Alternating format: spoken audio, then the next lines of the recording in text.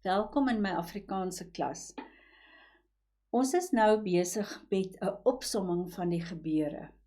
En soos wat ek by 'n vorige geleentheid gesê het, dit is letterlik net die geraamte. Jy moet die res bysit om regtig die storie te kan vertel.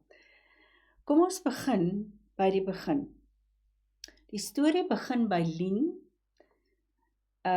Sy's in graad 12.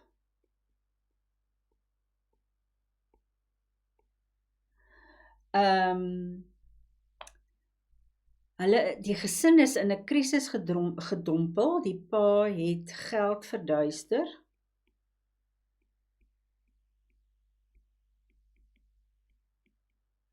En hy is tronk toe gestuur.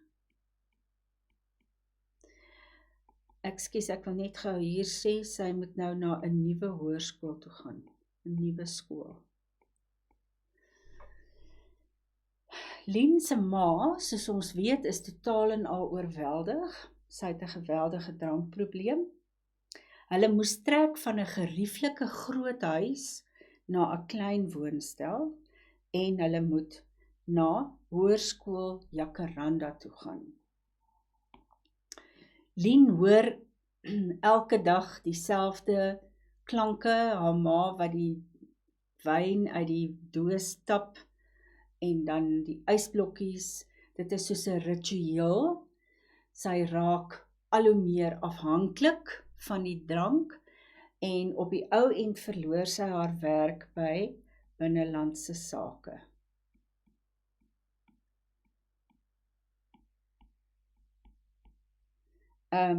Sy gaan na 'n kliniek toe. Die eerste keer was vir 4 weke en toe sy vir 'n maand by die huis en toe gaan sy vir 'n tweede keer en toe is dit 8 weke. Goed. Lien wil net wegkom.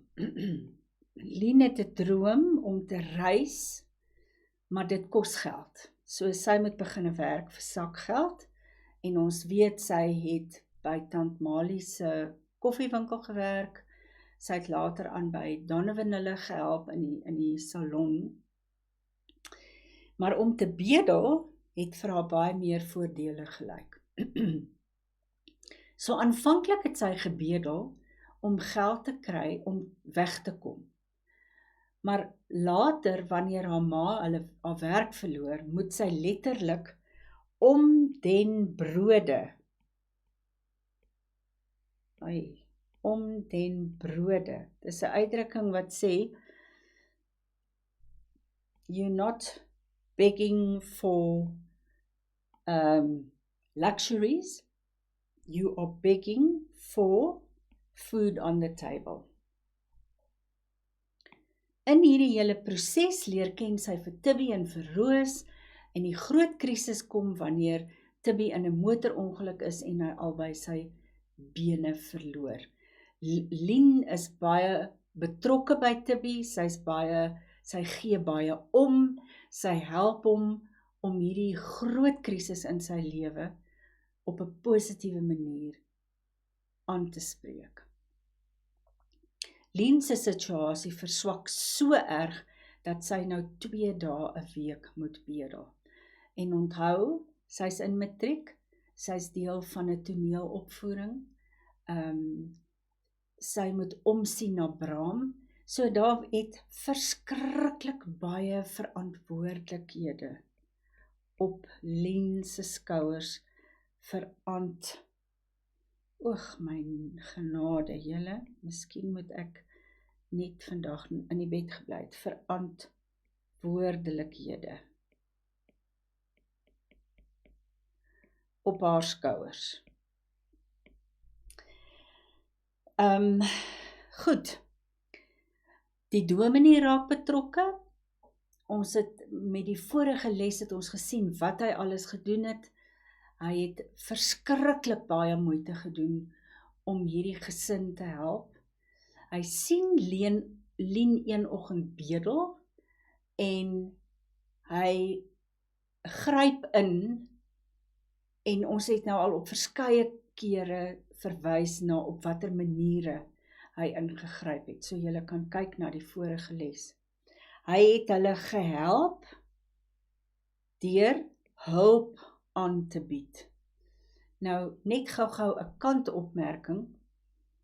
Hoe weet ek wanneer gebruik ek die help of wanneer gebruik ek hulp? Kom ons kyk gou-gou. Help, as ons dit onder mekaar skryf, dan kan jy onthou dat daardie een met die e is die werkwoord.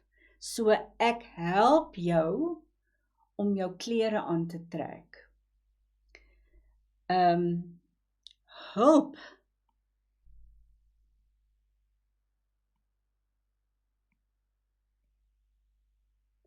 werk nou so. Ag nee.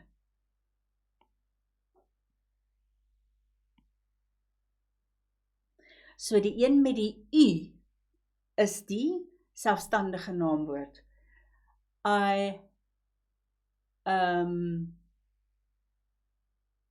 Ek het my hulp aangebied, sodat jy jou werk kan doen. So kyk net mooi daarna, julle onderwysers sal baie diep dankbaar wees as julle hierdie verskil kan onder die knie kry. Goed, en dan die laaste deeltjie is waar die toneelopvoering plaasvind, en onthou nou, daar was nou al baie intervensie. Die toneelstuk is 'n groot sukses. Lien se vriende van die entertainment corner is daar, Tibby is daar, en as die kersie op die koek moedig Tannie Bets vir Christine aan om agter die klavier te gaan sit, sy begin speel, en dit is die teken, die simbool van herstel en heelwording.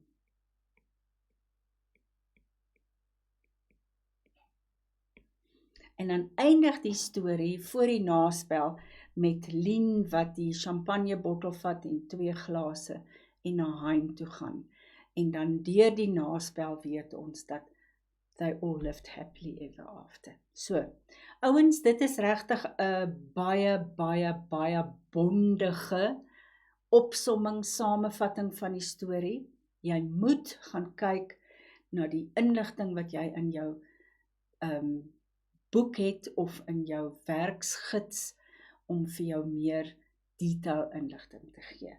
Maar dit is nou my swanesang oor Lien. Daar's nog een les wat ons gaan kyk na moontlike vrae. Tot 'n volgende keer.